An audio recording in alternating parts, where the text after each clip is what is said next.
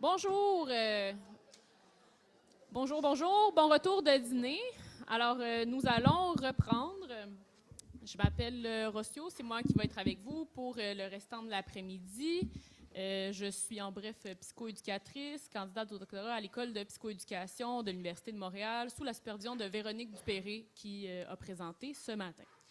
Nous allons avoir deux blocs bien chargés. Donc, le premier sur la précarité sociale et l'insécurité alimentaire, nous avons 6 présentateurs et présentatrices qui vont venir nous parler de tout ça. Puis ensuite, à 3h moins 10 pile, il va falloir arrêter car nous avons la présentation du plan d'action régional en santé publique dont Dr Drouin nous a parlé ce matin. Donc, je vais laisser M. Jean-Claude Moubarak nous présenter le bloc. Jean-Claude Moubarak, qui est chercheur au CRES, professeur au département de nutrition de la faculté de médecine de l'UDM et directeur du laboratoire de recherche-action en nutrition, santé publique sur les systèmes alimentaires en transformation, le Novolab Canada. Oui, le mot transformation, c'est un mot à la mode. Donc, bienvenue au bloc sur l'alimentation. L'alimentation, c'est un sujet du quotidien.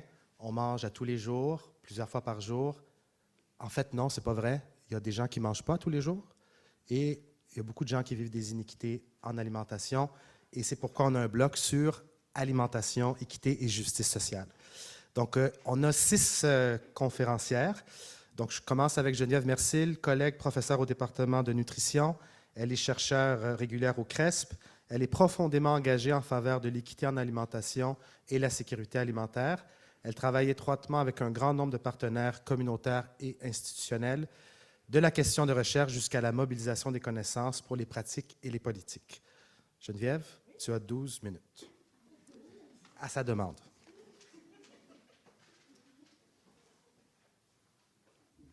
C'est pratique de connaître l'animateur du bloc. Bonjour tout le monde. Ça me fait vraiment plaisir d'être avec vous pour vous parler de... On ne voit pas la présentation? Non, je suis désolée, il y a un petit problème technique. Ah! Tu préfères commencer ou attendre? Bien, je peux commencer. Mais j'ai hâte qu'on voit les images. C'est pas une conférence sans problème technique. Oui, d'accord.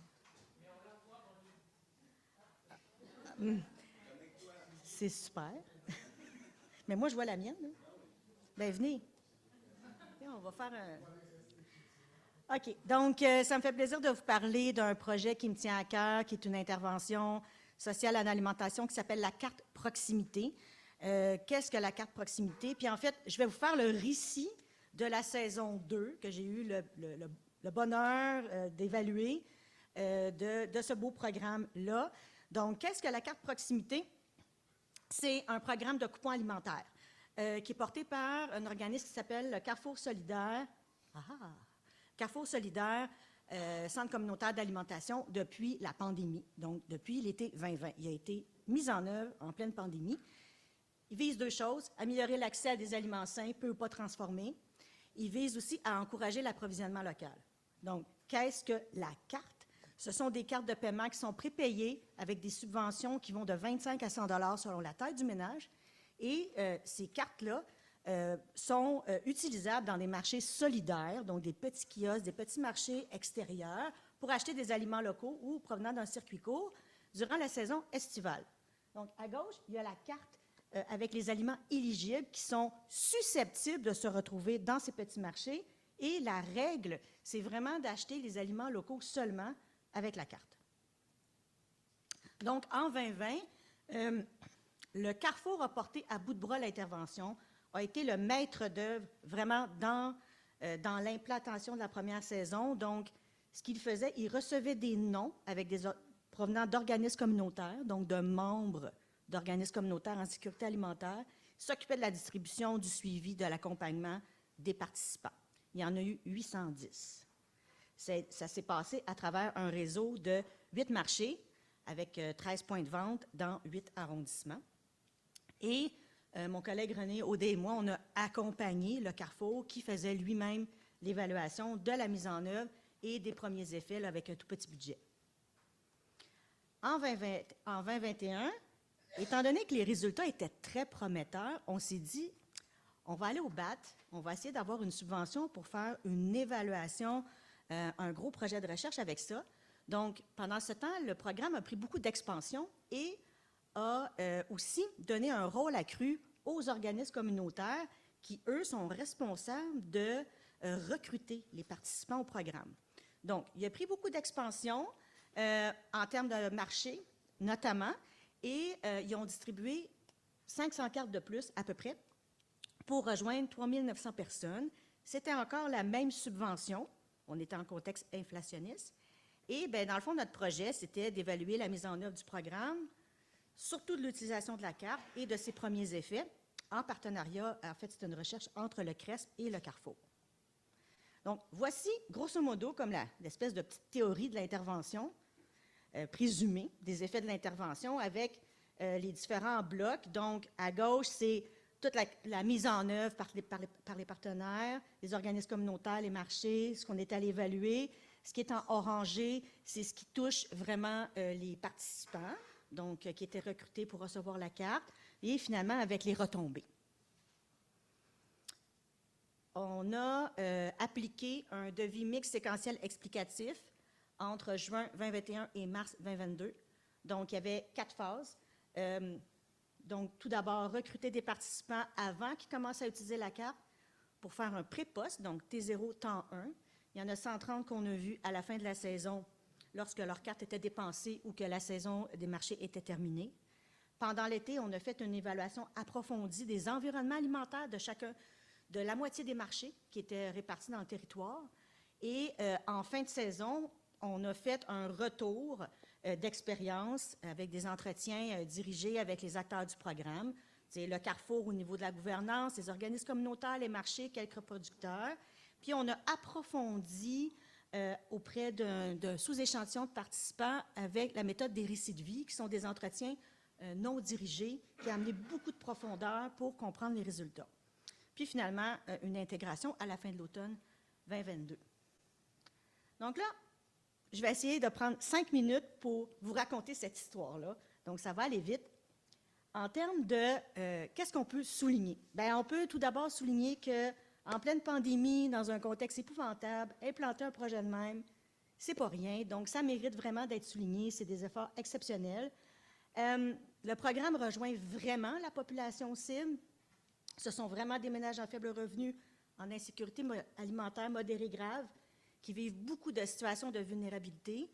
On identifie à peu près 2 groupes. Donc, les participants sont beaucoup des femmes qui vivent au sein de familles immigrantes et des personnes seules qui sont plus âgées, donc avec un petit peu plus de problèmes de santé aussi, plus âgées, plus isolées, qui sont nées au Canada. Là, il faut que vous suiviez les petites cases jaunes. OK? Ce que je vais dire, c'est autour des petites cases jaunes. Alors, en termes de retombées, les retombées ont été très positives sur les marchés. Évidemment, il y a un afflux de clientèle. Ça aide à consolider leur mission. Les organismes communautaires aussi. Et les participants ont éprouvé beaucoup de satisfaction d'avoir accès à cette carte-là, de fréquenter les marchés, d'apprendre à connaître des aliments, de sortir de chez eux, etc. Donc, des retombées qui sont, somme toute, positives. Mais, on n'a pas noté de changement de consommation de fruits et légumes. 0 niet. Début de saison, fin de saison, la même chose. Donc là, comme c'était une saison très houleuse, il fallait se demander, OK, la carte est utilisée.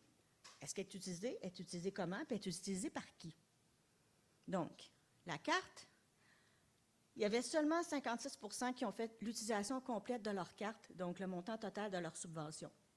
Il y en avait 25 % qui ne l'ont à peu près pas utilisée en 2021.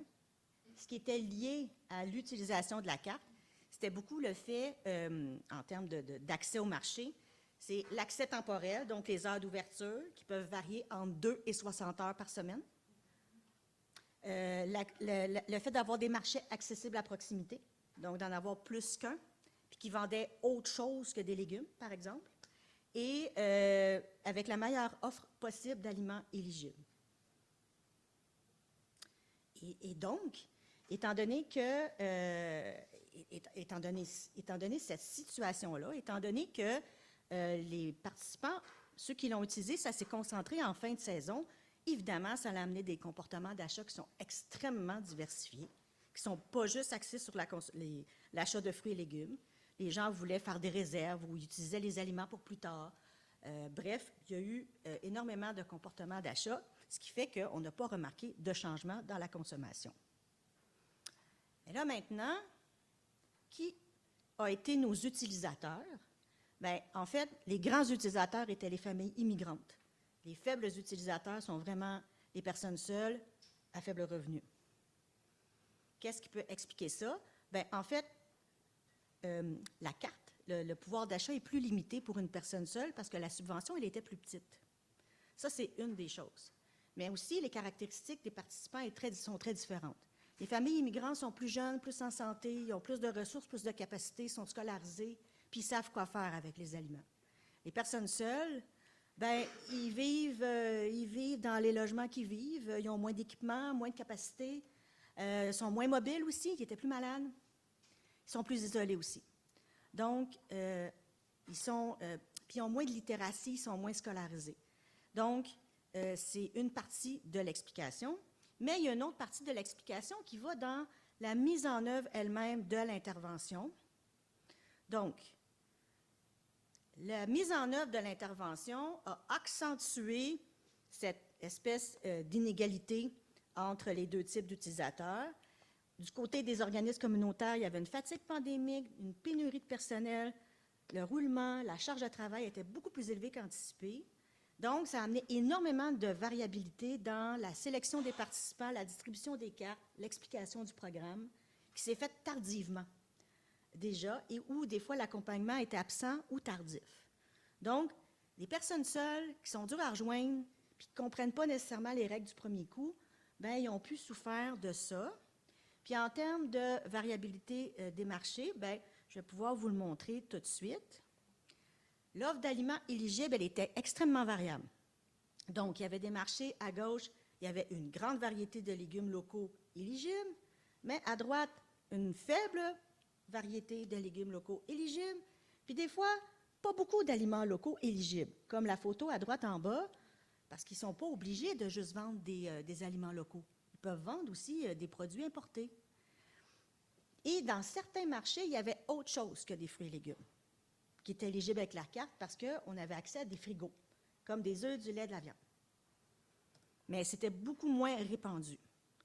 En plus, il y avait du matériel de promotion de la carte qui permettait d'identifier les aliments qui n'a pas été beaucoup installé sur les étals. Donc, les participants ne pouvaient pas nécessairement savoir, bon, ça, c'est-tu éligible, pas éligible. Donc, ce que ça a fait, il me reste 2 minutes? OK. Donc, ce que ça a fait, c'est qu'il y a eu quand même une certaine déception dans l'expérience d'utilisation. Il pouvait y avoir de la non-convenance par rapport aux préférences, aux besoins alimentaires, genre la madame âgée qui voulait acheter des bananes ou qui voulait, tu sais, puis que là, ce n'était pas accessible. Puis dans certains cas, il y a eu des expériences qui ont heurté la dignité. C'est-à-dire que quelqu'un se présente à la caisse avec ses achats, mais oups, la moitié des choses, elle ne peut pas les acheter, ce n'est pas éligible, il faut qu'elle les retourne sur l'étagère ou elle paye quand même. Donc, ça, c'est les expériences qu'on a eues. Donc, nous, les conclusions et les recommandations qu'on a faites, c'est que il y a des capacités inégales à la deuxième saison en termes à la fois des capacités des participants, des capacités du système à implanter l'intervention. Et ça le nuit à l'utilisation de la carte. Et tout ça ensemble a accentué les inégalités sociales qu'on cherche à réduire. Puis les conditions de mise en œuvre ont exacerbé ces inégalités-là. Et que les règles de la carte sont trop compliquées. Sont trop compliquées à ce stade-ci. Donc, nous, notre principal... Et ce que je viens de vous raconter, c'est là-dedans. Ça, c'est l'intégration des résultats, où ce qu'on voit l'interdépendance des éléments. Donc, notre recommandation principale, c'était de permettre l'achat de tous les aliments sans exception pour que ça soit plus digne pour les participants et que pour le système, de pouvoir consacrer leurs maigres ressources à rendre l'intervention un succès. Puis que tranquillement, les marchés vont vendre de plus en plus d'aliments locaux. Donc, les gens vont en acheter plus, mais que le fardeau n'est pas apporté par les participants. Donc, le Carrefour a beaucoup mobilisé les connaissances qui ont été produites, dès la saison 2022, ils ont pu travailler à améliorer les conditions de mise en œuvre, qui fait que le taux d'utilisation est passé de 56 à 88 %. Donc, on était vraiment contents. Puis, à la saison 2023, bien, au niveau politique, assouplir les règles de la carte, c'était un petit peu plus compliqué, mais ils ont réussi. Donc, depuis 2023, bien, tous les aliments sont éligibles. Et en plus, ils ont indexé la subvention pour tenir compte de l'inflation. Donc voilà, c'était un super apprentissage. Merci beaucoup. C'est tout. Combien? 12 minutes? Désolé. Merci. Merci. Par souci du temps, on m'a demandé d'être très bref sur les biographies. Donc, vous avez l'essentiel dans le programme. Donc, je présente maintenant Gabrielle Durette, qui est nutritionniste et conseillère à l'INSPQ. Elle coordonne l'étude efficace et s'intéresse à l'environnement alimentaire et ses liens avec la santé. Donc, elle travaille avec Éric Robitaille, qui n'est pas présent aujourd'hui, chercheur principal d'Efficace, membre du CRESP et professeur adjoint de clinique à l'ESPOUM. Il est connu pour ses travaux sur les liens entre l'environnement bâti et la santé. Alors voilà, bonne présentation.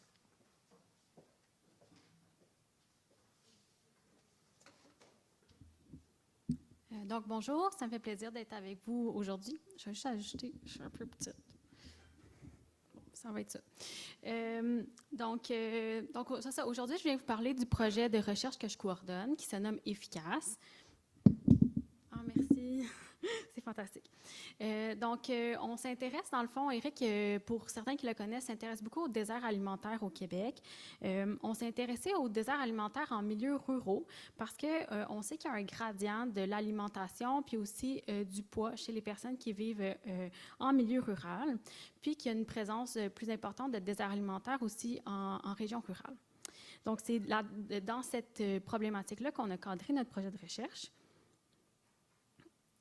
Donc, rapidement, je vais vous présenter le projet de recherche, l'équipe de recherche, puis les travaux jusqu'à présent, parce qu'il faut savoir que c'est un projet de recherche qui a commencé en 2021, mais qui se poursuit jusqu'en 2026. Donc, Efficace, c'est un acronyme pour effet de l'implantation d'une coop sur l'alimentation et la santé. Et vous allez voir plus tard, on a rajouté d'autres composantes à l'étude par la suite. Donc, l'hypothèse principale, c'est qu'on pense que l'arrivée d'un commerce alimentaire, d'une coopérative alimentaire, dans un désert alimentaire en milieu rural, va permettre aux gens de potentiellement améliorer l'accès géographique, c'est évident, l'alimentation, leur santé, la vitalité de la communauté et le bien-être aussi de la communauté. Donc, rapidement, l'équipe projet, donc Éric Robitaille, chercheur principal. On a également Marc-Claude Paquette, qui est plus du volet de l'alimentation, moi-même qui est également nutritionniste, puis on a un technicien de recherche avec nous, Olivier. On a également une équipe de co-chercheurs qui nous stimule et qui nous soutient dans le projet, dont Geneviève Mercil, que vous avez vu présenter juste avant moi. Il y a également Marc Lemire, Ernest Lowe et Mélanie Doyon. Donc, c'est une équipe qui est vraiment multidisciplinaire. On a vraiment nos champs de connaissances, puis on arrive ensemble pour améliorer le projet. On a également aussi beaucoup de collaborateurs qui sont au niveau local, donc des citoyens des communautés qu'on étudie, des gens aussi du milieu de l'économie sociale, vu que les coopératives, ça fait partie de l'économie sociale, et aussi des organismes plus nationaux, là, comme ICI Coop, qui est la fédération qui s'occupe des coopératives d'alimentation au Québec. Donc, qu'est-ce qu'on fait dans Efficace? Nos objectifs principaux, c'est vraiment dans des communautés rurales géographiquement éloignées et des déserts alimentaires. On s'intéresse aux effets de l'implantation de coopératives d'alimentation sur 1, l'alimentation, 2, la santé, 3, la vitalité de la communauté, puis finalement, le bien-être également. On a aussi un volet de documenter tout le processus de mobilisation qui se met en place pour arriver au développement de la coop, puis aussi après pour la pérennisation de l'intervention. Donc, une coopérative alimentaire, c'est quoi? C'est une petite entreprise, dans le fond, qui est détenue par ses membres, qui sont tous égaux. Donc, chaque membre a le droit à un vote. Le modèle coopératif en alimentation, il permet aux communautés d'obtenir des produits et des services selon leurs besoins, puisqu'ils sont membres, ils sont à la fois propriétaires et clients du commerce. Donc, ils ont un droit comme de regard à ce qui est vendu. La coop aussi, ça permet un service de proximité, que ce soit des fois l'épicerie principale ou plus un format de dépanneur plus. Donc, dans Efficace, on a 4 communautés à l'étude en Côte-Nord. Donc, pour ceux qui connaissent, c'est des petits villages qui sont en périphérie de Port-Cartier, Sept-Îles et Havre-Saint-Pierre. Donc, c'est des communautés qui sont dites éloignées des centres urbains. Et c'est des déserts alimentaires. Il fallait que c'était un critère pour être étudié dans l'étude.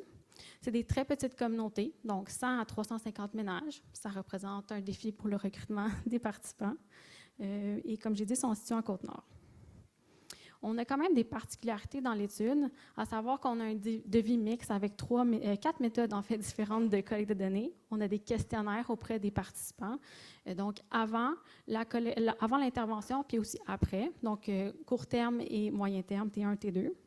On a également des entretiens avec des informateurs clés qu'on appelle, donc des gens qui sont impliqués dans les processus de développement de coop, des élus, des gens de l'économie sociale. On a également des groupes de discussion avec des citoyens pour vraiment comprendre puis venir un peu plus contextualiser puis donner plus de jus autour de l'os avec les questionnaires, dans le fond. Puis, on a également un audit de l'offre alimentaire qui est fait une fois que la coop est ouverte, pour vraiment s'assurer qu'on vend des aliments sains dans la coop, sinon on a un peu loupé l'intervention. C'est aussi des expériences qui sont naturelles. Donc, ce n'est pas nous, les chercheurs, si on peut dire, on est vraiment un observateur. C'est des projets qui sont développés par la communauté, par les citoyens, avec les gens du milieu, et donc qui ont leur propre calendrier. Donc, nous, on est juste là avec nos lunettes, puis on regarde, on attend qu'ils ouvrent, puis on les suit dans le temps. On n'intervient pas. On a des communautés qui sont intervention, des communautés qui sont contrôle. Donc, le but, c'est pour être capable d'isoler vraiment les effets, le plus possible les effets de l'intervention et non pas les fluctuations, par exemple, dans l'alimentation, dans le temps. On a également une stratégie de mobilisation des connaissances qui sont intégrées. Donc, l'idée, c'est de retourner avec nos co-chercheurs, de retourner avec les gens du milieu pour leur présenter les résultats, d'avoir leur avis sur la méthodologie, etc., pour faire un peu une loupe dans le temps pour s'améliorer. Puis, comme je l'ai dit, c'est une étude qui est longitudinale. Donc, auprès des mêmes participants, les questionnaires sont auprès des mêmes personnes dans le temps. Donc, de 2021 à probablement 2026 pour la publication des derniers résultats. Donc, qu'est-ce que contiennent nos questionnaires aux répondants? Donc, on a divers termes qui sont abordés. On leur demande où ils font leurs achats pour les détaillants principaux, où ils font leur épicerie, mais aussi les dépanneurs, les marchés publics, etc., qu'ils visitent. On leur demande aussi des questions en lien avec la perception de leur environnement alimentaire. On leur pose des questions sur la consommation de fruits et légumes, sur la qualité de leur alimentation et aussi des questions sur la vitalité et le bien-être. Pour les entrevues semi-dirigées avec les informateurs clés, on aborde surtout les besoins initiaux qui ont mené au développement de la coop, vraiment comprendre dans quel contexte s'insère le projet. On a parlé avec eux des facteurs qui étaient facilitants, les obstacles qu'ils ont rencontrés, puis les solutions qu'ils ont trouvées à ces obstacles-là. On a également parlé du soutien externe, voir si c'était nécessaire, puis souvent ça l'était, des partenariats qui ont été faits, puis aussi des enjeux de pérennité. Puis pour les groupes de discussion, dans le fond, on rencontre des citoyens pour vraiment, comme je disais, bonifier ce qu'on peut aller chercher dans un questionnaire quanti pour voir l'impact de la coopérative, son implantation sur leur vie personnelle, puis à leur sens sur la vie de la communauté. Donc, je vous présente, comme c'est une étude qui est en cours, je vous présente le portrait initial des communautés. Puis après ça, pour le résultat des effets, il faudra qu'on me réinvite à une autre conférence pour venir les présenter. Donc, pour T0, dans le fond, on a combiné toutes les communautés à l'étude. Ça nous a fait un échantillon de 163 personnes. Au niveau de l'accessibilité physique ou géographique, on s'est rendu compte que les résidents, dans le fond, ils habitent à 16 km du commerce alimentaire le plus près. Ça fait du sens parce que c'est la définition même d'un désert. Il faut habiter à plus que 16 km en milieu ruraux. Mais dans le fond, les gens, ils parcourent pas mal plus de kilomètres là, pour se nourrir. Leur détaillant principal étant 50 km, donc 50 km aller, 50 km revenir, donc 100 km de déplacement pour l'épicerie. Donc, je vous ai mis la petite figure qui répartit là, les déplacements. On a vraiment une variété de gens, variété de distances qui sont parcourues. On a aussi des questions qu'on a demandées aux gens pour savoir c'est quoi la raison principale qui explique pourquoi vous allez à votre détaillant principal. Puis les notions de prix sont revenues, de qualité aussi des aliments et de proximité avec le lieu de travail. Parce que des fois, les gens, par exemple, habitent dans une communauté en périphérie, mais vont travailler à Port-Cartier, donc pourraient faire l'épicerie sur le chemin du retour à la maison. Donc ça nous donne quand même des idées, là, qualité, prix, puis proximité avec le travail. Ça nous donne quand même des pistes de réflexion sur le pourquoi ils font ces distances-là. Puis aussi, ça nous donne peut-être l'impression que les commerces qui sont plus proches ne répondent pas, peut-être pas aux critères de prix puis de qualité. Donc ça serait quelque chose qui est à explorer. On a posé également des questions sur l'alimentation pour l'insécurité alimentaire. On a pu voir que seulement 2 personnes sur 5 là, consomment à plus de 5 reprises des fruits et légumes par jour, ce qui représente la recommandation. Puis que le tiers, dans le fond, avait une alimentation de qualité élevée. On avait une personne sur 4 qui était en situation d'insécurité alimentaire, que ce soit marginale, modérée ou grave, ce qui est quand même pas mal plus. Il faut s'entendre que les données ont été calculées en 2021, mais c'était plus que les valeurs à ce moment-là, à ce temps-là, qu'on a pu comparer avec le sondage que l'Institut faisait à ce moment-là pendant la COVID. Pour les indicateurs communautaires, je ne vous les présente pas aujourd'hui parce qu'ils sont vraiment difficiles à interpréter. Leur intérêt est vraiment plus dans l'évolution et la comparaison des différentes données. Donc, on a des indicateurs de perception de l'environnement alimentaire, de la vitalité et du bien-être. Puis ça nous produit des résultats un peu complexes comme ceux-ci. Puis là, dans le fond, on va être capable, avec temps 1, temps 2, de comparer les scores. Du côté des entretiens avec les informateurs clés, ça a été super riche comme entrevue qu'on a faite avec 12 personnes à ce moment-là. Les informateurs nous ont dit que les coops étaient vus comme des outils pour, de un, améliorer l'accès physique aux aliments. Ça fait bien du sens, là, on s'y attendait. Par exemple, Alain nous a dit on a besoin de quelque chose à proximité, d'être capable de se dépanner quand on a besoin d'une pinte de lait, de ne pas faire 50 km aller-retour pour combler le besoin pour un enfant ou la nourriture ou quoi que ce soit. Ça, c'est vraiment quelque chose qui est revenu souvent, la pinte de lait dans les entrevues. Ça a l'air très important là, pour le Québécois d'avoir sa pinte de lait. Ça permet aussi de contribuer à la revitalisation de la communauté. Puis c'est vraiment dans ces entrevues-là qu'on a vu tout le potentiel du volet d'économie sociale sur les liens sociaux, sur aussi la revitalisation d'une communauté. Puis c'est pour ça qu'on a rajouté ce volet-là dans l'étude par la suite. On nous a aussi dit que ça permettait d'offrir des services de proximité pour la communauté, donc des services qui peuvent être autres qu'alimentaires, par exemple une station-service, mais ça pourrait être aussi d'autres choses comme une cantine ou un petit cabinet qui permet à des professionnels de la santé de venir donner des soins. Fait que c'est vraiment comme un outil pour offrir potentiellement plus de services à la communauté. On a également parlé des facteurs facilitants et des barrières avec les informateurs. Dépendamment de la présence ou de l'absence de certains facteurs, on penche d'un bord ou de l'autre. Donc, on nous a dit que l'appui de la population pour le projet est vraiment important pour faire avancer le projet. Ça fait bien du sens. Que d'avoir une vision bien définie et partagée par les gens du comité, mais aussi par d'autres acteurs, c'est aussi très aidant pour avancer. Par contre, développer une coop, ça prend beaucoup de temps, ça prend beaucoup d'étapes, c'est complexe. Puis souvent, les gens sont néophytes en la matière, ils se lancent comme bénévoles, puis ils défrichent, dans le fond, pendant le parcours. Puis ça engendre des délais qui sont importants. Il faut savoir aussi que développer une entreprise ou monter un commerce, ça prend beaucoup de coûts initiaux pour débuter. Donc, de construire le bâtiment, rénover le bâtiment.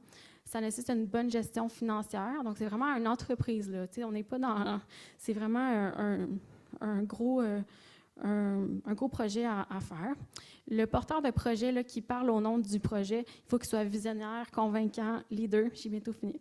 C'est vraiment super quand les bénévoles et les gens impliqués dans le comité ont de l'expérience en entrepreneuriat parce que justement, ça avance plus vite. Et surtout, s'ils ont du soutien externe, ça aussi, c'est bien aidant de dire un peu à l'équipe, la prochaine étape, c'est ça, la suivante, c'est ça. Donc, je vous ai mis un petit résumé des publications qu'on a fait jusqu'à présent. On a un rapport qui reprend les résultats que je vous ai présentés, donc le portrait initial des communautés. On a publié un protocole. Puis, tout récemment, on a sorti la boîte à outils, dans le fond, des outils de collecte qu'on a utilisés dans Efficace, là, qu'on a rapatriés de plein d'endroits pour les donner plus accès là, aux gens du terrain, mettons les DSP, etc. Donc, merci de m'avoir écouté. Dans le fond, je vous proposerais de rester à l'écoute là, pour les prochaines années. C'est sûr qu'on va avoir d'autres publications. On est en train de colliger le temps 2 là, pour une communauté, puis on attend que les 2 autres coops ouvrent pour aller les re-questionner. Merci.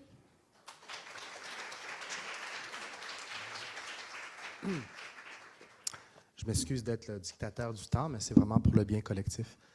Donc, on va poursuivre avec une présentation de Véronique Nadeau-Grenier et Sophia Scurali. Donc, Véronique s'est jointe à l'équipe de surveillance de la DRSP de Montréal en 2019.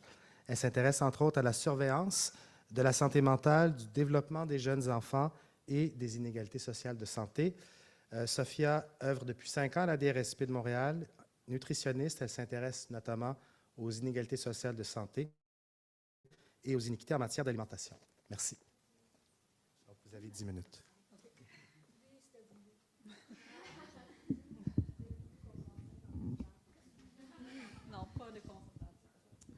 Merci pour la présentation, merci d'être avec nous. Donc, ce qu'on va vous présenter, c'est l'analyse de données d'enquête qu'on a fait sur l'insécurité alimentaire pour Montréal en 2020. Donc, juste pour commencer, c'est quoi l'insécurité alimentaire? Non, c'est pas ça. C'est pas d'avoir peur de se faire attaquer par la nourriture.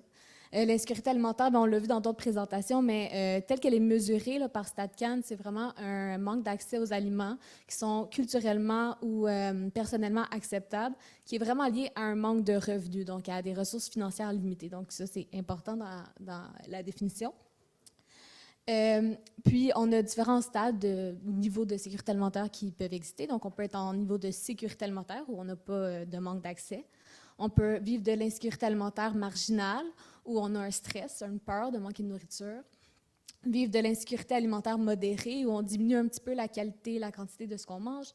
Ou vivre de l'insécurité alimentaire sévère, où on diminue plus grandement la qualité et la quantité de nos aliments.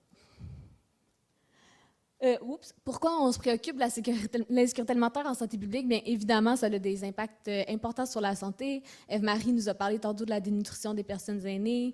On a parlé ce matin de réussite scolaire. Chez les jeunes, ça peut avoir un impact sur la réussite scolaire, le développement des jeunes. Ça a un impact aussi sur, par exemple, l'adhérence au traitement des soins de santé, etc. Pourquoi on a décidé de faire ce portrait? Bien, évidemment, comme tout le monde, on est au fait que la pandémie, l'inflation a eu des impacts importants sur la sécurité alimentaire des ménages. Puis on avait accès à ces nouvelles données-là qu'on trouvait super intéressantes.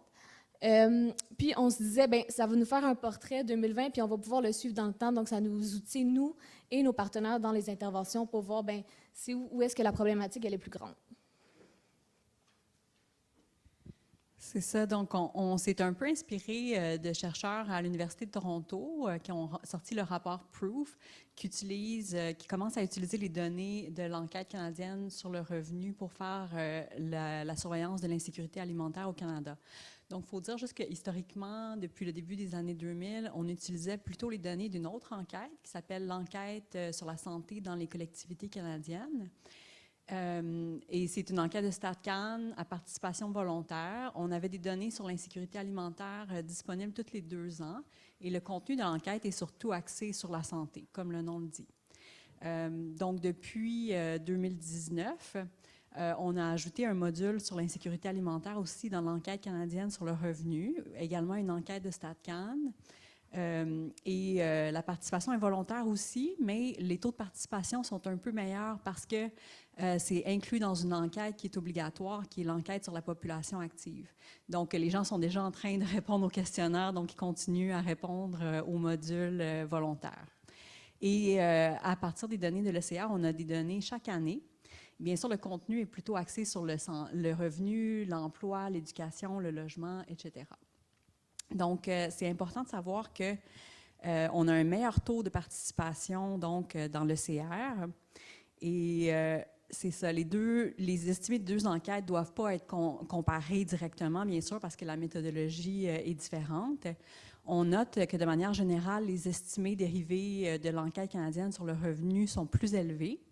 Les experts disent que c'est probablement plus exact, donc probablement que le SCC sous-estime un peu l'insécurité alimentaire.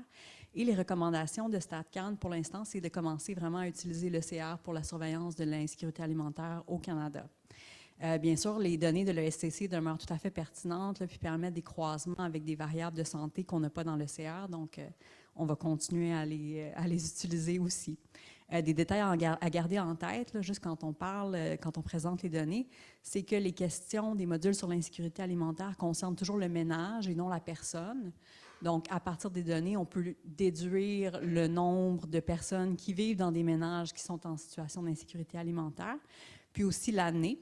Donc, mettons l'ECR qu'on appelle 2018, bien, la collecte de données a été effectuée en fait en 2019, mais porte vraiment sur le revenu, disons les données fiscales de l'année 2018 et porte sur les 12 derniers mois, donc l'insécurité alimentaire surtout vécue en 2018 aussi.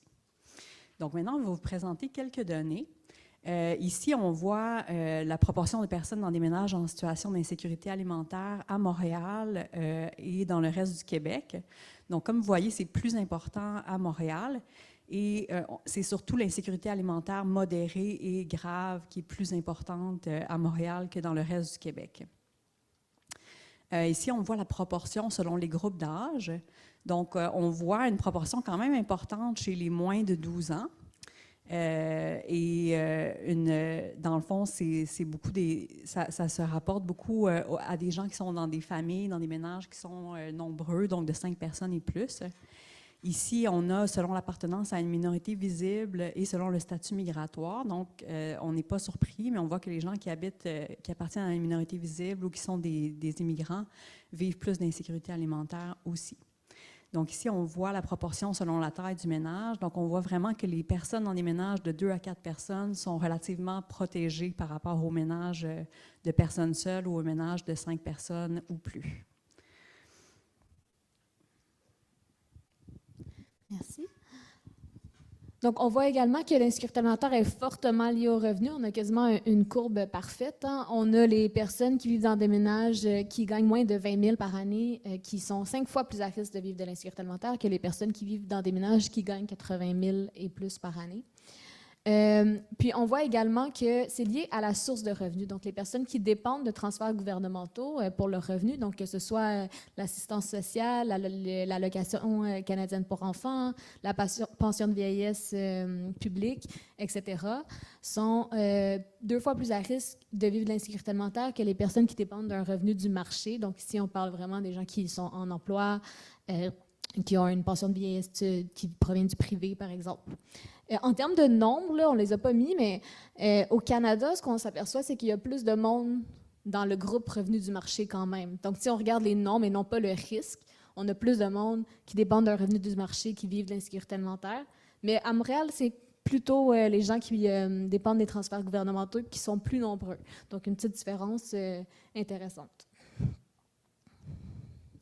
On sait aussi que l'insécurité alimentaire dépend du type d'occupation du logement. Donc, les locataires montréalais sont beaucoup plus à risque de vivre de l'insécurité alimentaire que les propriétaires. Des fois, on dit IA, mais les gens ils pensent que c'est intelligence artificielle. Fait qu'on essaie de le dire au complet. Puis en termes de nombre, encore une fois, si on regardait, à Montréal, on a 60% des personnes qui sont locataires. Mais si on regarde à Montréal, chez les personnes qui vivent de l'insécurité alimentaire, c'est 76% qui sont locataires, donc sont surreprésentés dans la problématique. Ce qui n'est pas surprenant, vous savez, le loyer, c'est la plus grande dépense des ménages, puis c'est une des dépenses qui est incompressible, donc on ne peut pas bouger, donc on va faire des concessions ailleurs, comme par exemple dans son alimentation. Donc, qu'est-ce que ça nous dit tout ça? C'est des données super intéressantes. Nous, ça nous permet d'avoir une base qu'on peut suivre à long terme, mais ça confirme des éléments qu'on sait déjà. Puis ce qu'on sait, c'est que l'insécurité alimentaire, c'est vraiment un symptôme de la pauvreté et des inégalités sociales de santé, puis que pour lutter contre l'insécurité alimentaire, mais il faut agir en priorité sur les facteurs sociaux et économiques liés à la pauvreté. Donc, on parle ici, par exemple, d'augmenter les revenus des personnes les plus pauvres. Donc, ça peut être via l'assistance sociale, ça peut être via le salaire minimum, il y a différents moyens. On parle aussi de renforcer les programmes de services existants. Ça va avoir un effet sur le revenu disponible.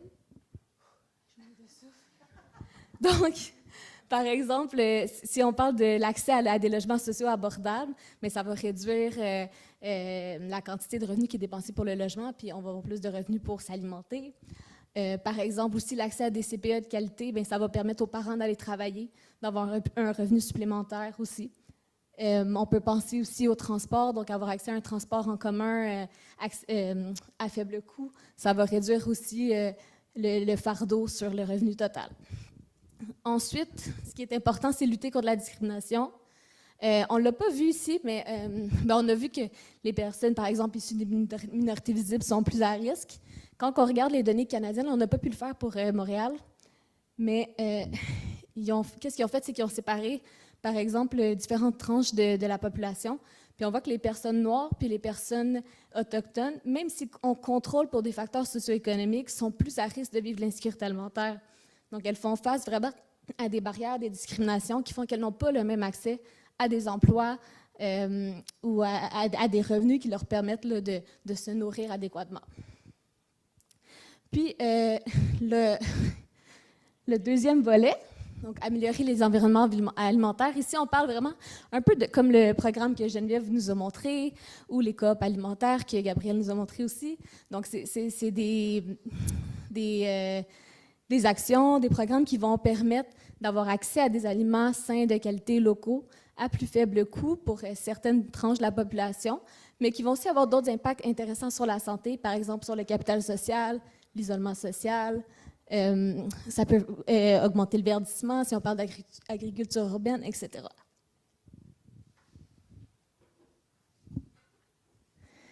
Donc voilà, merci, on a respecté notre temps.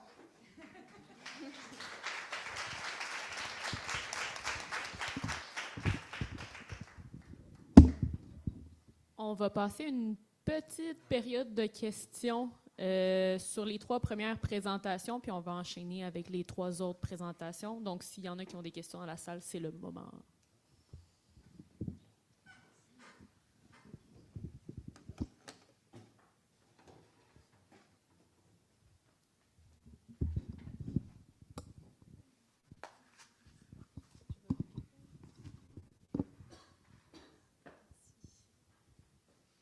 Merci beaucoup pour vos présentations. J'avais une question pour la deuxième sur les coopératives alimentaires en milieu rural. Je me demandais si en effets collatéraux, entre guillemets, que vous pourriez mesurer, il y aurait par exemple des facteurs environnementaux sur la pollution qui n'est plus produite puisque les gens vont faire moins de kilométrage, les accidents de la route en moins, même l'effet des coopératives elles-mêmes sur ce modèle économique des coopératives sur le tissu social. Alors ça, vous en avez un petit peu parlé, mais je ne sais pas comment vous allez le mesurer, et puis même le temps gagné pour les personnes à ne pas faire ces trajets. Voilà, merci. Oui. Donc, est-ce que vous m'entendez?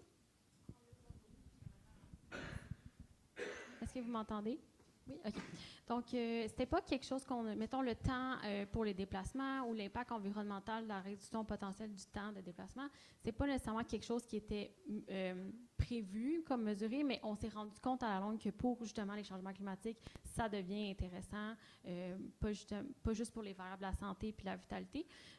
Donc, on va sûrement l'intégrer là, dans les rapports parce qu'on peut le faire. On a la fréquence de visite du détaillant principal, on a la distance, donc on peut faire de telles mesures. Ensuite, fait que là, ça a un effet sur la qualité de vie, là, c'est quand même assez clair. Puis ça, c'est dit dans les entrevues aussi avec les gens. C'était quoi les autres volets que tu as demandé?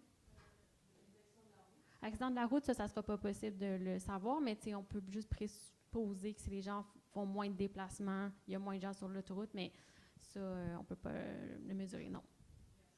Les liens sociaux?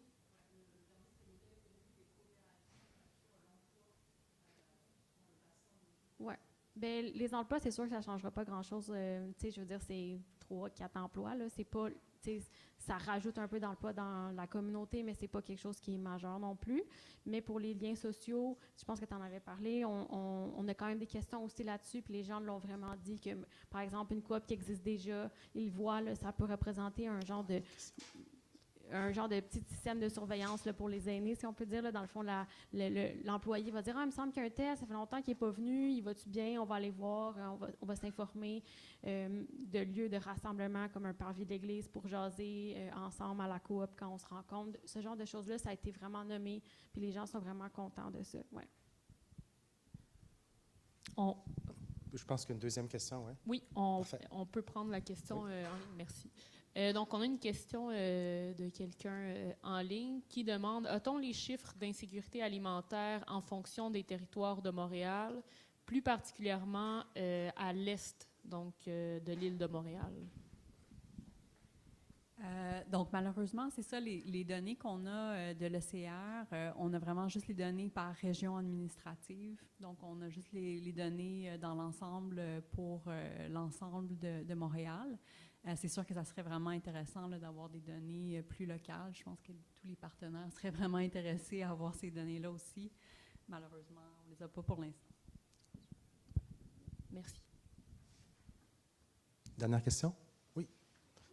Madame Erika. Merci beaucoup. Bonjour, merci pour les présentations. C'était super intéressant. J'ai une question, je suis un peu gênée, mais j'ai une question pour Geneviève Mercil.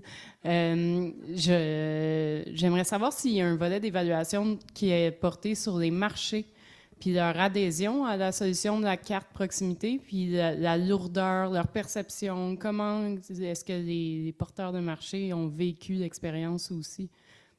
Oui, bien en fait, effectivement, là, c'est sûr que je vous ai raconté une histoire en 10 minutes, mais c'est certain que dans les entrevues, c'était la deuxième saison. Il y avait beaucoup de nouveaux marchés qui étaient partenaires. On était en pleine pandémie. Ils ont eu un rush d'achalandage en fin de saison.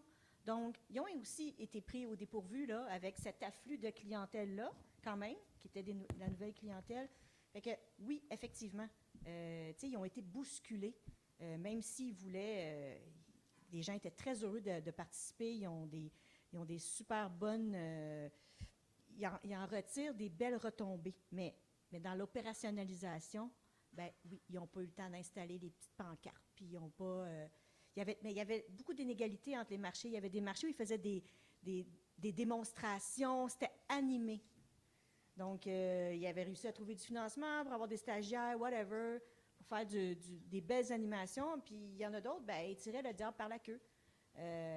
C'était des plus petits points de vente, puis ils n'étaient pas équipés nécessairement pour faire tout ça d'un coup. C'est bon? Oui. On y va? Donc, je pense par souci du temps, on va passer au prochain bloc. Donc, on remercie beaucoup les conférencières. Merci.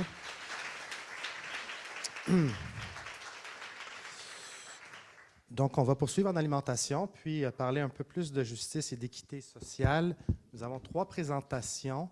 Je ne vois pas la première conférencière dans la salle, donc on va commencer avec la deuxième. Juste pour être sûr, Rina, êtes-vous là? Non. Alors, on va commencer avec Virginie Hamel. Donc, Virginie est nutritionniste et candidate au doctorat au département de nutrition de l'Université de Montréal. Elle est membre étudiante du CRESP et du Centre collaborateur de l'OMS sur la transition nutritionnelle Transnut. Et voilà, j'ai le plaisir de la diriger au doctorat avec Mélissa Mialon. Donc voilà, Virginie, la parole est à toi. Je vais changer de PowerPoint. Oui, je m'en occupe. Je voudrais juste aussi rappeler que les prochaines 2 présentations sont des étudiants, donc n'oubliez pas de voter pour le prix Coup de cœur.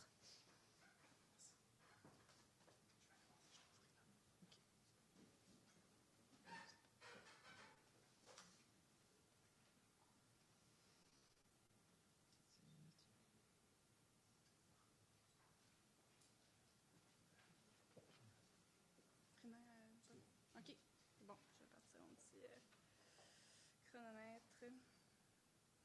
Donc, est-ce que vous m'entendez bien? Parfait. Donc, bonjour, je me suis déjà présentée ce matin, mais pour ceux qui n'étaient pas là, je suis Virginie Hamel, comme Jean-Claude l'a dit, nutritionniste et candidate au doctorat sous sa supervision et la supervision du Dr Mialon. Aujourd'hui, je vous parle d'une de mes études que j'ai menée dans le cadre de mon doctorat qui s'intéresse aux interactions entre les diététistes, nutritionnistes et l'industrie agroalimentaire. Donc, vous ne serez pas surpris si je vous disais aujourd'hui que notre système alimentaire ne se porte pas très bien, avec nos modes de production de nature productiviste, nos productions agricoles intensives, nos usages de pesticides. Donc, ce n'est pas des pratiques qui sont soutenables sur le long terme. D'un autre côté, nos environnements alimentaires nous poussent vers la consommation, voire la surconsommation de produits qu'on appelle des aliments ultra transformés, qui sont attrayants peu cher comparé aux fruits et légumes, mais qui, en fait, on a démontré dans les dernières années leur effet nocif sur la santé humaine et planétaire. Malgré tous ces constats qui sont connus des décideurs de politique, des professionnels de la santé et des chercheurs, les changements ne s'opèrent pas au rythme auquel ils devraient. La commission du Lancet de 2019 sur la syndémie des maladies de la malnutrition, de l'obésité et des changements climatiques mentionnait dans leur rapport que cette inertie qu'on observe serait en partie liée à l'interférence de l'industrie dans les politiques publiques. Donc, dans les dernières années, on s'est intéressé à un concept nouveau, les déterminants commerciaux de la santé. Qu'est-ce que sont les déterminants commerciaux de la santé? Ce sont les pratiques, les systèmes et les voies par lesquels les acteurs commerciaux influencent la santé et l'équité.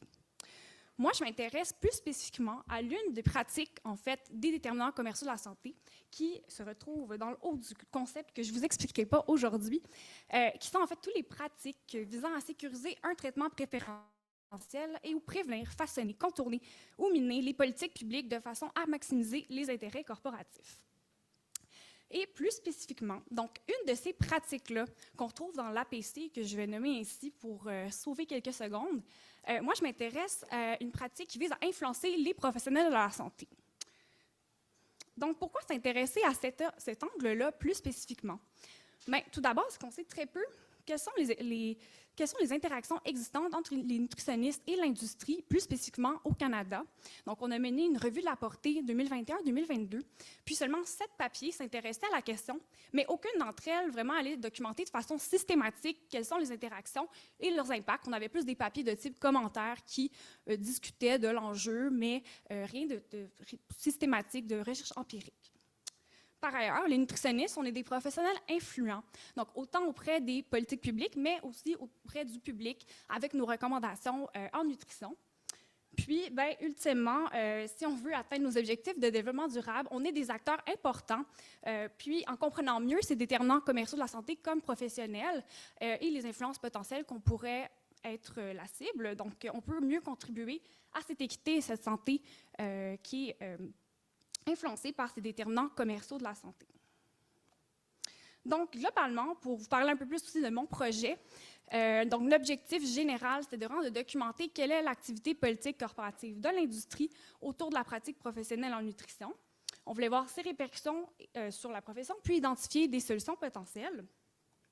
Et pour vous donner aussi une vue d'ensemble où se situe le sondage que je vais vous présenter aujourd'hui, donc la revue de la portée que j'ai menée dans les dernières années, qui est la première étude. On a fait également des entrevues semi-structurées avec des nutritionnistes afin de mieux comprendre leur perception sur la problématique, puis quelle était leur expérience en fait. Et tout ça nous a permis de développer le sondage, donc les items étaient basés sur ces études-là. Et je vais vous présenter ça, ces résultats aujourd'hui. Puis finalement, bien, il y a l'étude 4 que je ne parlerai pas, mais on souhaite développer une formation sur le sujet et l'évaluer. Donc, les objectifs plus spécifiques du sondage, c'était de documenter la nature et la diversité des interactions vécues avec l'industrie agroalimentaire et aussi la fréquence d'exposition à ces interactions-là chez les nutritionnistes du Québec. On voulait voir aussi quelle était leur perception quant à ces interactions-là et plus spécifiquement quant aux bénéfices et aux risques qu'ils perçoivent. Puis, on voulait comprendre en quelle mesure les nutritionnistes se sentent outillés et confiantes à identifier et à gérer ces interactions, puis c'est quoi les stratégies qu'ils mettent en place pour ce faire. Donc, un aperçu de la méthodologie. En fait, à l'été-automne 2022, j'ai commencé ensuite justement de la revue de la portée qui était terminée, développer le questionnaire, élaborer les items basés sur ça. Puis aussi, on s'est inspiré de quelques questionnaires qui ont été menés en médecine, parce qu'aussi en médecine, c'est beaucoup mieux documenté les interactions entre les médecins et le pharmaceutique. Donc, il y a déjà eu des questionnaires similaires qui ont été développés. Ensuite, j'ai un comité aviseur constitué de nutritionnistes avec qui on a donc révisé le questionnaire que j'avais développé pour s'assurer qu'il allait être bien reçu et bien compris par les nutritionnistes. J'ai aussi fait un test pilote avec une douzaine de nutritionnistes qui devaient répondre également à un formulaire de rétroaction pour s'assurer que, encore une fois, la clarté des questions, puis la longueur, par exemple, c'était acceptable. Et j'ai enfin lancé le sondage en avril 2023. Et j'ai fait la diffusion à travers plusieurs plateformes, dont l'infolette de mon ordre professionnel pour rejoindre le plus de nutritionnistes. Et en juillet 2023, donc j'ai fermé le sondage, puis j'ai pu débuter l'analyse. Donc, des résultats. Donc, 170 répondants ont commencé le sondage, seulement 68 l'ont terminé jusqu'à la fin. Donc, plutôt long, 32 minutes de moyenne pour ceux qui l'ont complété, ce qui pourrait expliquer un peu ce taux d'abandon en cours de route. La majorité, c'est des femmes, donc ça reflète très bien notre profession. Là, les pourcentages qui sont là sont sensiblement les mêmes que ce que l'Ordre note dans son rapport annuel. Vous pouvez voir là, le niveau d'éducation de nos répondants. Donc, la moitié avait le niveau d'entrée en pratique, le baccalauréat. On avait un petit peu plus que le tiers qui avait des études supérieures, puis un 13 qui était aux études supérieures actuellement. Puis, niveau d'années d'expérience, c'est assez bien réparti, donc avec un peu moins de nutritionnistes qui avaient 1 à 2 années d'expérience. Donc, pour les expositions, ce que le sondage a pu nous montrer, c'est que les nutritionnistes du Québec qui avaient répondu ont en moyenne près de 6 types, ils ont vécu près de 6 types d'interactions différentes. Je vais vous montrer des exemples dans quelques instants au cours de la dernière année, puis jusqu'à presque 2 interactions, donc 1,7 interactions par mois en moyenne avec l'industrie, selon les données du sondage. Donc, le top 3 des interactions que les nutritionnistes peuvent vivre, donc, c'est de recevoir, par exemple, des communications de l'industrie, donc c'est une exposition, par exemple, à leur marketing ou des informations sur des produits, par des lettres, des courriels, des appels téléphoniques. Ensuite, assister à une formation qui était offerte ou commanditée. Puis, le troisième plus fréquent, c'était de recevoir du matériel et des ressources éducatives en nutrition produits par l'industrie. Puis, pour vous donner un exemple, j'ai beaucoup de commentaires, je n'ai pas eu le temps de tous les analyser, mais on m'a rapporté justement une liste là, de webinaires et de conférences qui avaient été offertes ou commanditées que les nutritionnistes ont assisté en dernière année. Puis, j'étais surprise de voir que la majorité, quasiment, c'était du pharmaceutique aussi, alors qu'on questionnait même sur l'industrie agroalimentaire. Donc, pas juste l'industrie agroalimentaire qui s'intéresse aux nutritionnistes. Perception des risques et bénéfices. Donc, on ne va pas aller dans le détail, puis je sais que vous voyez probablement rien des chiffres, mais tout ce que vous devez vous concentrer, c'est donc l'échelle de réponse, donc tout à fait d'accord à pas du tout d'accord. Et on avait des énoncés qui parlaient de bénéfices, en fait, à certaines interactions, puis des énoncés qui mentionnaient des risques. Puis, donc, les nutritionnistes devaient se prononcer sur le niveau d'accord. Puis, ce qu'on peut voir, c'est que la majorité des bénéfices énoncés, on est plutôt dans « je suis d'accord avec ces bénéfices-là », et autant pour les risques, on est aussi d'accord, puis on comprend qu'il y a des risques. Donc, on voit qu'on est quand même beaucoup dans la nuance, puis qu'on conçoit des bénéfices, mais on comprend également les risques. Fait un exemple de bénéfice avec lequel on était plutôt d'accord, donc on mentionnait certaines interactions avec l'industrie pourraient améliorer la qualité de l'information sur l'alimentation et la nutrition qui était transmise au public. Et un exemple de risque, par exemple, donc l'indépendance professionnelle d'un ou d'une nutritionniste qui est rémunérée d'une façon quelconque par l'industrie lorsqu'il ou elle s'exprime publiquement sur un produit en particulier peut être compromise. Donc, pour ce que je vais vous parler des stratégies que les nutritionnistes utilisent pour gérer ces interactions-là.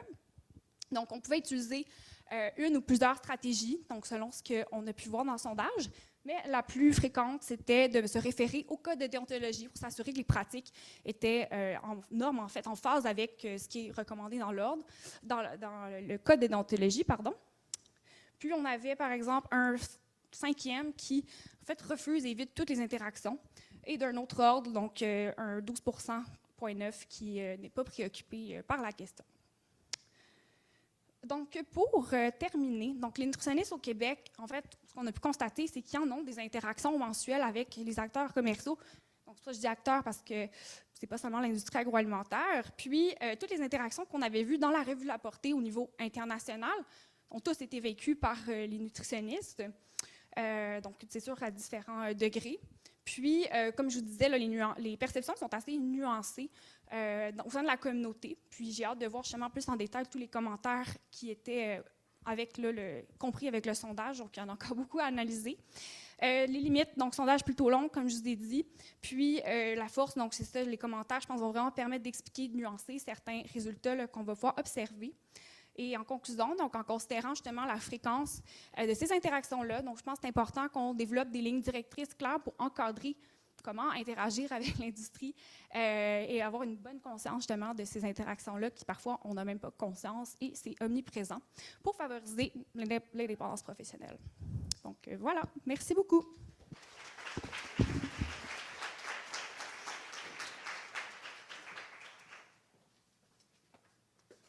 Merci Virginie. Donc, on a eu une nouvelle de Rina comme quoi elle est malade, donc elle s'excuse, elle ne pourra pas venir présenter. Vous avez accès je pense à son courriel, ou on pourrait peut-être donner son courriel si vous voulez la contacter, mais bon, on peut la retrouver, elle est à l'Université de McGill. Alors, on va terminer avec la dernière présentation de Mina. Donc, Mina Torkian, qui est étudiante internationale et poursuit une maîtrise en santé environnementale et santé au travail à l'ESPUM à l'Université de Montréal. Avec une formation en médecine vétérinaire, sa passion pour la toxicologie et les risques environnementaux l'ont conduite au laboratoire du docteur Marc-André Vernier, où elle contribue à la recherche de pointe sur des substances dont elle va nous parler, dont je ne sais prononcer le nom. Alors voilà, Mina, merci. Puis je vous propose à la fin de ramener tous les panélistes, incluant les premiers, et on fera une période de discussion en profitant du temps que Rina nous a laissé. Merci.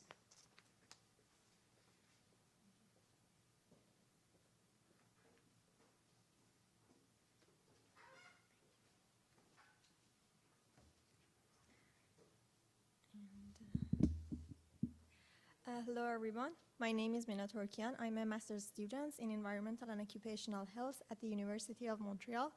Today, I'll discuss the concentration of per and polyfluoroalkyl substances, or PFAS, in breast milk and infant formula in Quebec, and under supervision of Professor Marc-André Werner.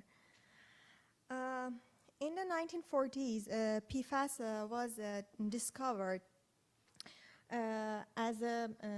for their desirable properties like non-flammability and high stability, and they were used in various industries.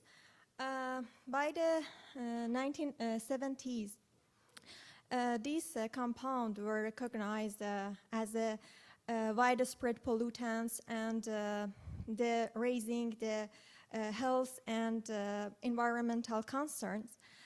So the governments initiated regulations and phase out for some of PFAS like PFOS and PFOA, but the other compounds emerged instead of the legacy ones.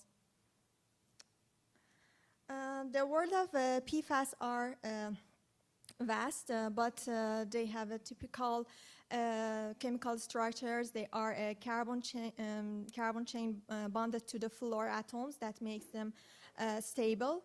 And individuals are exposed to these compounds through various sources.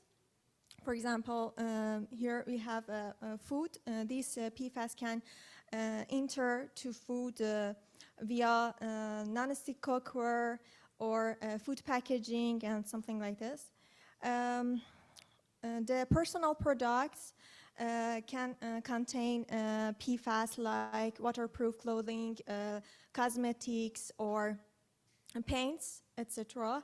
And drinking water is the most important source of PFAS for the places which are next to the factories or military installations or firefighting training stations. And dust can carry PFAS like a vector. And breastfeeding is a significant route of PFAS exposure in early life.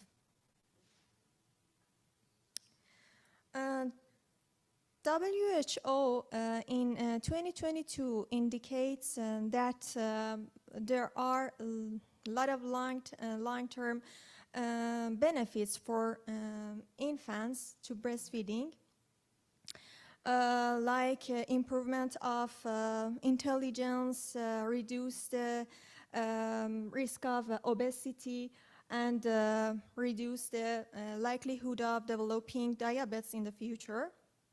But because of some barriers like social or economic barriers, factors, make it hard to adoption, and promoting infant formula as a source of infant nutrition.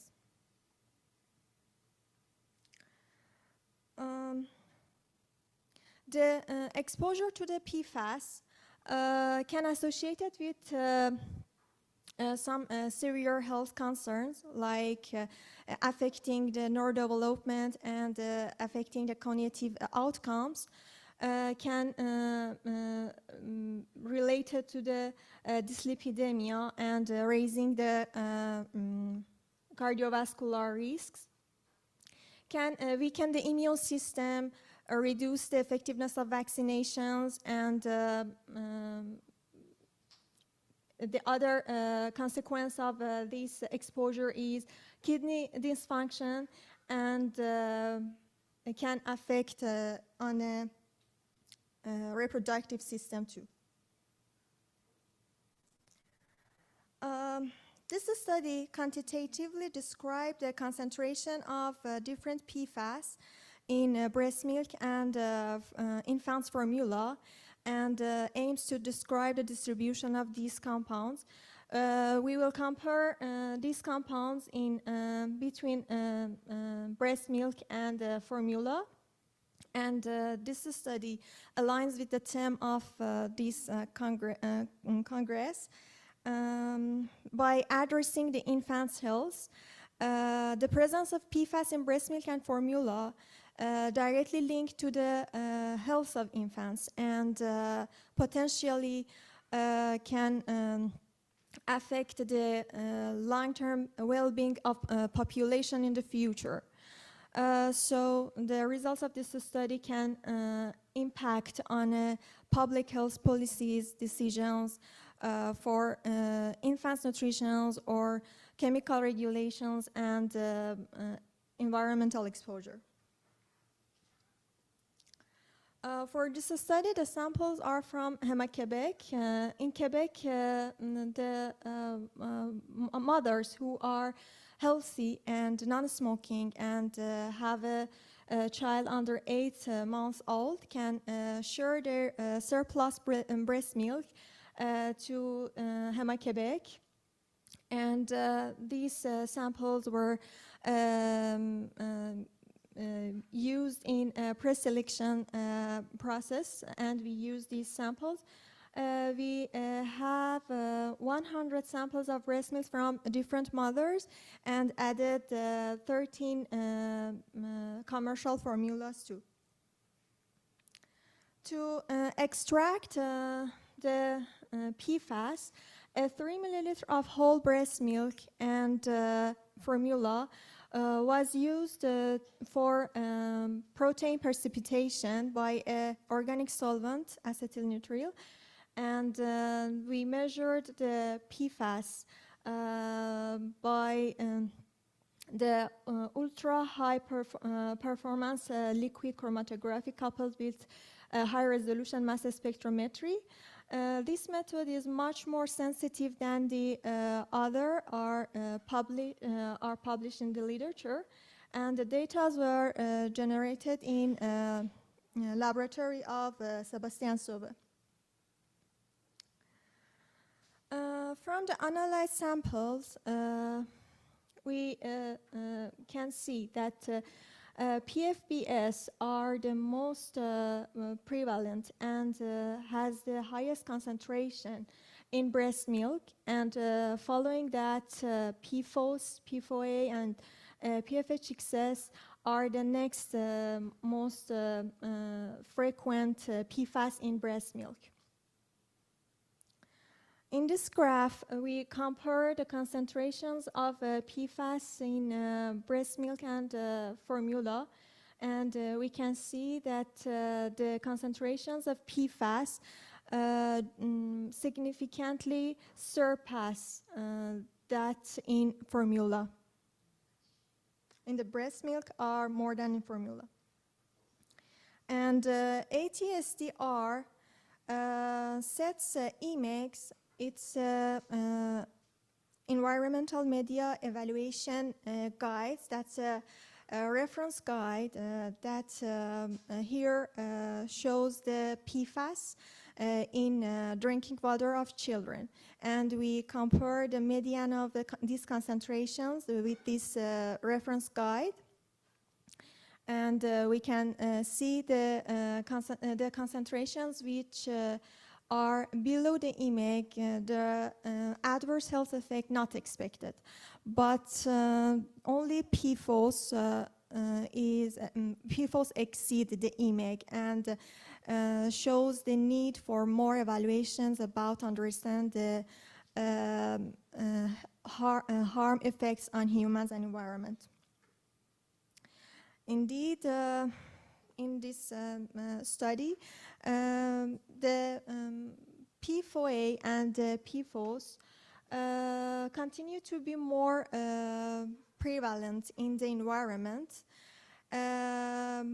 but despite the politics of phase out. And the concentrations of PFAS were generally more in the breast milk was more than in formula, but there were in a safety threshold by comparing to the EMEG. And the presence of PFAS in the breast milk highlights the importance of continue to monitoring and ongoing research to know more about the effects in environment and implications of infants' health, and reduce the exposure to these compounds. And however, the PFAS are presented in the breast milk, but by considering the recommendations of WHO and the benefits of breastfeeding for both mothers and children, we should not discourage mothers to breastfeeding. And thanks for your attention.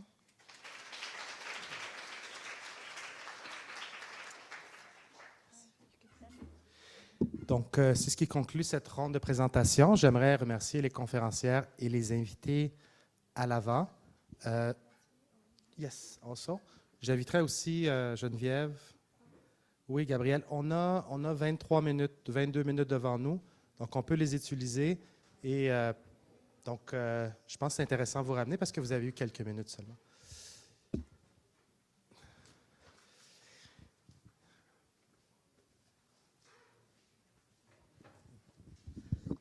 Bonjour et merci pour les excellentes présentations de cet après-midi. J'ai une question pour Virginie et une question pour Mina.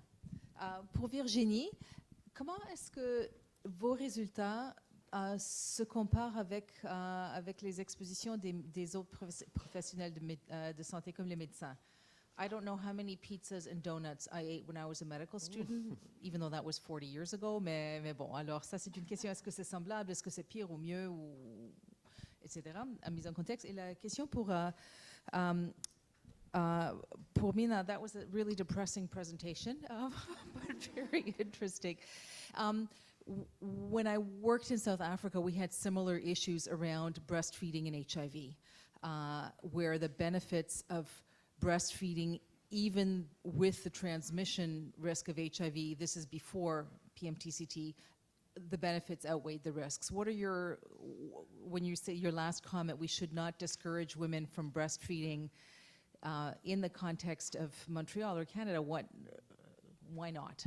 Do we know that the risks outweigh the benefits or don't outweigh the benefits? So those are my two questions for these two presentations. Thanks. Merci beaucoup pour la question. Là, je n'ai pas des chiffres spécifiques en tête, mais je sais qu'au niveau médecine et pharmaceutique, c'est plus élevé. On va s'entendre que les médecins ont des choses à prescrire, puis ça a vraiment été une façon, en fait, nous, en nutrition, on ne peut pas mesurer ça comme on le fait en médecine, justement, de voir, par exemple, après une conférence donnée par un pharmaceutique, on voyait les taux de prescription augmenter. Là, ça a vraiment été mesuré, documenté. Et la fréquence, je pourrais dire, là, je pense que c'est plus question de semaines hebdomadaires plutôt que mensuelles comme nous en nutrition. Encore une fois, nous, on n'a rien à prescrire comme tel, mais c'est clair que ça a quand même un impact. Puis justement, étant donné qu'on le voit en médecine, je pense qu'on peut quand même refléter sur notre profession par la suite. Donc, merci pour la question. About the comments that I said, the last one was we shouldn't discourage mothers to breastfeeding because regarding to the WHO, that there are a lot of benefits for both of the mothers and it's working? I don't know. Okay. For mothers and children, for both of them. We couldn't discourage them. But we have to consider that the concentrations of PFAS in breast milk were within a safety threshold and didn't surpass the EMEGs. But, however, there need more monitoring and more evaluation about the presence of PFAS in breast milk. Thank you. Ouais, j'avais une question pour toi, Virginie.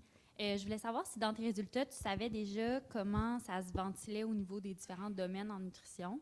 Puis si tu sais, si tu peux nous en dire un peu plus sur comment ça se manifeste vraiment en nutrition, en santé publique. Oui, donc super bon point. Mais justement, je ne pouvais pas tout vous montrer malheureusement, mais j'ai pu justement séparer en groupes selon le secteur d'activité. Donc en santé publique, j'avais en nutrition clinique, donc ça, pour ceux qui ne sont pas en nutrition, donc les nutritionnistes se trouvent en milieu hospitalier, peut-être en pratique privée avec la consultation, puis recherche et enseignement et autres qui combinaient en communication des personnes qui travaillaient comme partiellement dans l'industrie parce que quelque chose que je n'ai pas mentionné, c'est que les nutritionnistes qui travaillent vraiment au sein de l'industrie à temps plein, en fait, n'étaient pas inclus dans le sondage parce que au niveau des questions de perception, on voyait que ça fonctionnerait comme pas. Mais ceux qui pouvaient peut-être avoir des petits contrats par-ci par-là étaient inclus. Donc, on avait ça. Puis, ce qu'on a pu voir, c'est que la fréquence d'interaction, donc l'index d'exposition, comme je vous montrais, le 1,7 par mois en moyenne pour tout le monde, était plus faible en santé publique par rapport à tous les autres secteurs. Et c'est le groupe autre qui comprenait évidemment industrie et communication qui était le plus élevé. Mais par contre, justement, j'ai présenté mes données à mon comité aviseur récemment. Puis là, on discutait, on se disait, bien, tu sais, des nutritionnistes qui sont peut-être en communication sur les réseaux sociaux se considèrent-elles aussi comme santé publique? Est-ce que si on faisait une autre combinaison puis qu'on avait ces nutritionnistes, on verrait peut-être des différences? Mais pour les personnes qui étaient dans mon sondage en santé publique, on était dans le milieu éducatif, communautaire et tout ça, et c'était vraiment plus faible au niveau des interactions, donc la fréquence d'interaction, en fait. Donc, voilà. Mais t'avais-tu une deuxième partie de ta question que j'ai pas répondu ou? Je demandais comment ça se manifeste. OK. Ouais, là, il me reste à voir peut-être c'est quoi les interactions les plus fréquentes. Je vous montrais, c'est quel secteur, par exemple, qui serait le plus touché. Donc ça m'intéresse d'aller creuser un petit peu plus pour nos interactions qui sont les plus fréquentes. Là. Donc, quel secteur d'activité est le plus touché également, là, pour pouvoir peut-être mieux adapter la formation puis les recommandations. Donc, voilà. La perspective. Qu'est-ce que tu dis? Ouais.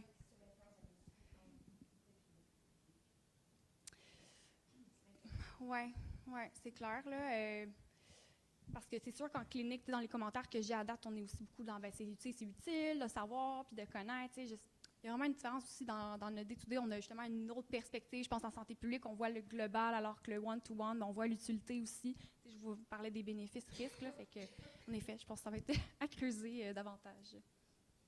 Merci. Merci. Moi, j'ai deux questions aussi, une pour Virginie, une pour Mina.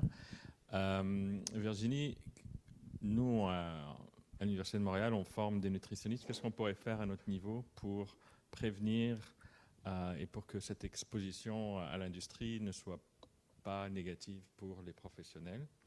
Et pour Mina, you mentioned not discouraging mothers from breastfeeding. What can we do at the population level in terms of public health to decrease the exposure? Like, what are the easiest ways to act on the environment in order to either ban or I don't know what the roads would be to diminish that exposure as much as possible, even if it's below a certain safety standard.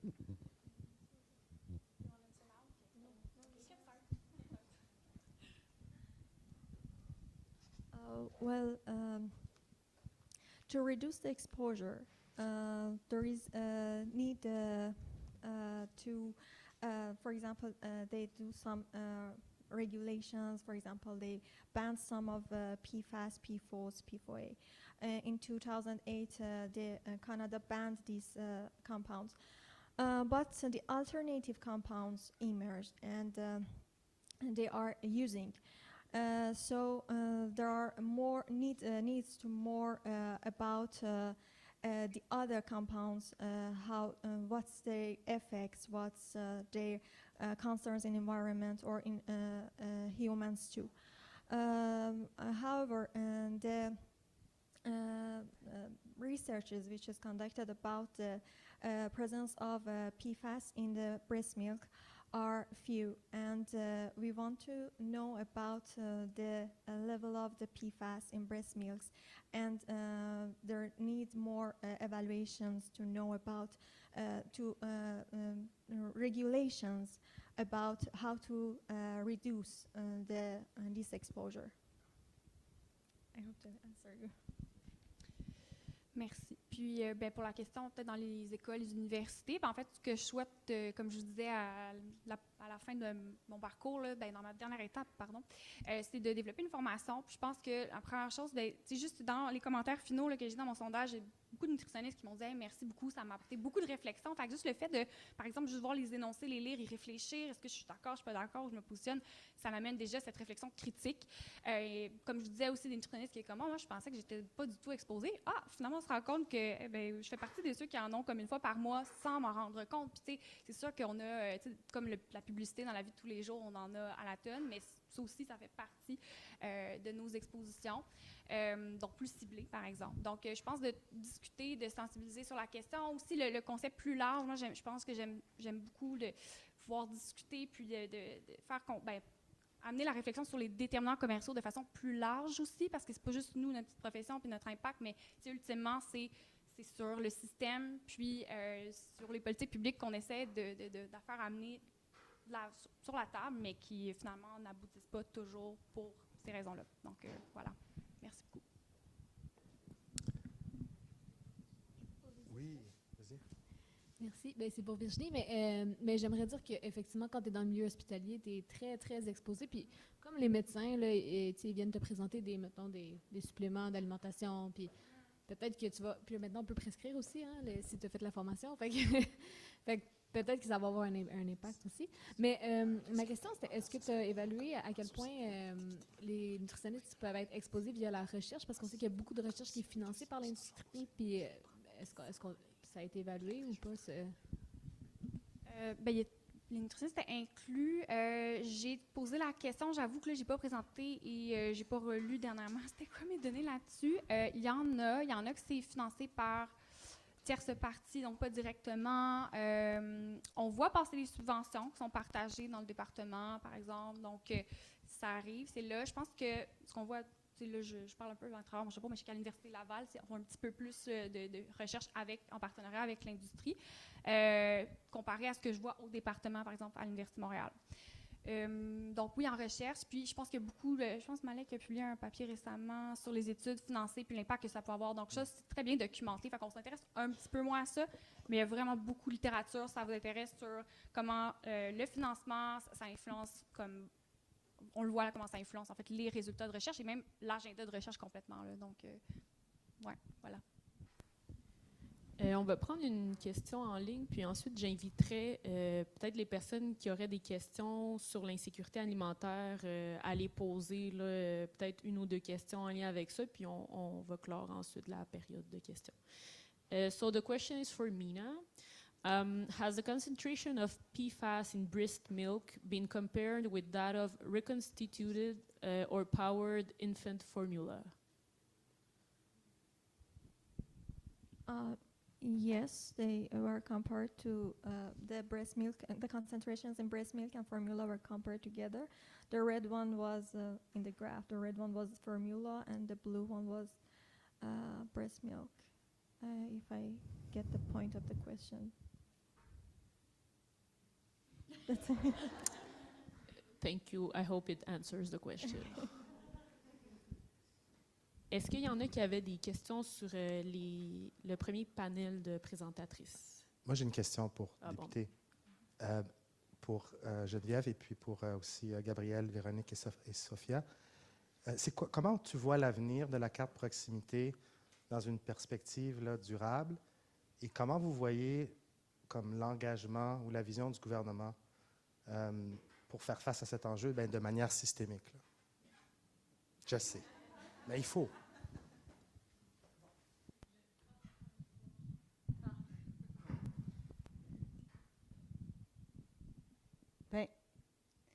L'insécurité alimentaire, c'est un indicateur de privation matérielle important. C'est comme un aboutissement de d'autres privations. Fait que c'est sûr que c'est pas en mettant des ressources dans la communauté qu'on va répondre aux causes profondes du problème. Ceci étant, on ne peut pas juste avoir des grandes politiques dépersonnalisées qui sont comme un peu faites pour tout le monde. Ça prend aussi des communautés qui se mettent ensemble. Puis je pense qu'à ce niveau-là, puis il faut voir les effets sur autre chose que l'alimentation. Je pense qu'il faut voir l'effet sur la cohésion sociale de ce genre d'initiative-là, sur ce que ça apporte dans la trame urbaine, l'aménagement, le verdissement, etc. Donc, je pense que c'est comme ça qu'il faut voir les interventions dans l'environnement alimentaire. Puis, globalement, le chiffre d'affaires des petits commerces, c'est des petites entreprises d'économie sociale, c'est tout petit. C'est sûr que c'est comme une goutte d'eau, là. Mais ça peut faire quand même beaucoup en termes de bien-être à des gens qui n'ont pas accès à ces aliments-là d'habitude parce qu'ils ne vont pas acheter ça. C'est ma réponse. Un collègue dirait One Target, Multiple Strategies. On la ressort tout le temps. Oui, mais c'est vraiment ça. Hein? On ne peut pas penser que de mettre tout son argent à une place, ça va avoir l'impact durable et pour tous. Donc, ça va être super important, comme Geneviève a dit, d'agir, oui, autant sur, comme on a dit, le revenu, donc les politiques liées au revenu, liées au logement, etc., liées à la discrimination, mais ça va être aussi important d'agir au niveau local pour créer des communautés qui sont plus résilientes, qui s'entraident, qui vont chercher les personnes qui ne sont même pas touchées par ces programmes-là qui viennent d'en haut. Oui, puis il ne faut pas oublier que la pauvreté, elle ne se vit pas de manière homogène. La pauvreté ne se vit pas de manière homogène. Il y a des couches de vulnérabilité. Puis la carte proximité le montre. Fait que quand tu agis juste sur le système alimentaire puis que tu ne fais pas d'interventions qui sont proportionnées aux situations de vulnérabilité, bien, on passe à côté des cibles. Puis on passe à côté de qui? Des plus vulnérables. Donc voilà. Est-ce que vous pensez que la classe politique, elle comprend les causes fondamentales de l'insécurité alimentaire? Parce que quand on écoute le ministre de l'Éducation, on semble croire qu'il y a certains préjugés. Est-ce qu'ils sont suffisamment sur le plancher des vaches pour comprendre ce langage-là?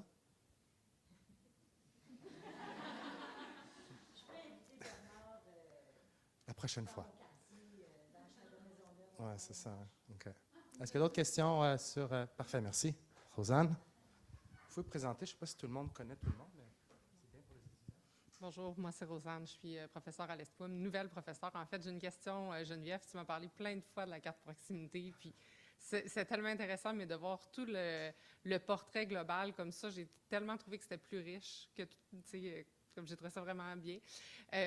Mais là, ma question de jeune chercheur vient avec ça. Comment publie-t-on ce type de résultats-là tellement intéressants, qui pourraient tellement informer plein d'interventions communautaires, mais qui sont beaucoup plus complexes que les 3000 mots qu'on a le droit d'écrire d'habitude? Bon, t'es jeune professeur, et moi, je ne suis pas beaucoup plus vieille professeure, même si j'ai beaucoup plus de cheveux blancs. C'était ma première étude mixte, mon premier devis mixte séquentiel explicatif.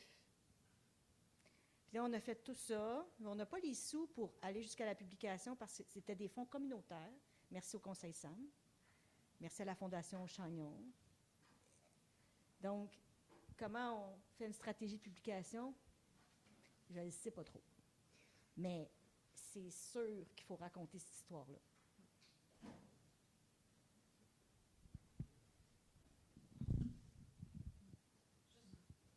Pour donner une piste, on va parler de lumière sur demain, notre publication de transfert de connaissances, et tu peux appliquer pour publier les résultats de la recherche. Oui, je le sais. Donc, 1 par 2 ans, hein? Non, 2 par concours, on aura 2 concours, donc 4 publications. Demain, vous pouvez revenir, car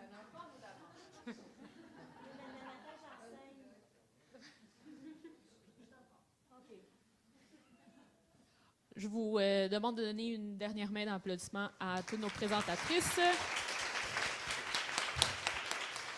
Merci Jean-Claude. Oh, non, wow. J'ai 4